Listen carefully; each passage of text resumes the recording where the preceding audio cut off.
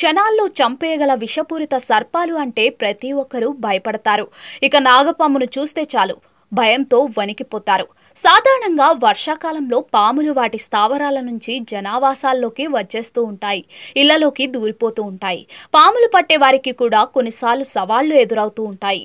అలాంటి ఎన్నో వీడియోలు ఇప్పటికే సోషల్ మీడియా ద్వారా మన కళ్ళ ముందుకు వచ్చాయి. ప్రస్తుతం అలాంటిదే మరో వీడియో చూసేవారిని భయపెడుతుంది. వైరల్ అవుతున్న ఆ వీడియోలో ఓ పాము ఇంట్లోకి దూరి బెడ్రూమ్లో ఉన్న సీలింగ్ ఫ్యాన్ పైకి ఎక్కి దానిని చుట్టుకొని కూర్చుంది. కొద్దిసేపటి తర్వాత కుటుంబ సభ్యులు ఫ్యాన్ ఆన్ చేశారు. తీరా ఆ ఫ్యాన్ మీద నాగపాము ఉన్నట్టు గమనించి వెంటనే ఆఫ్ చేశారు.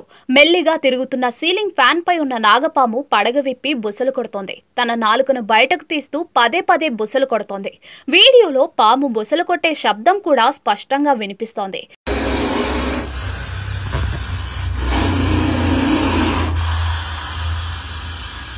ఈ వీడియో సోషల్ మీడియాలో వైరల్ గా మారింది. ఈ వైరల్ వీడియోను ఇప్పటి వరకు 2.8 కోట్ల మందికి పైగా వీక్షించారు.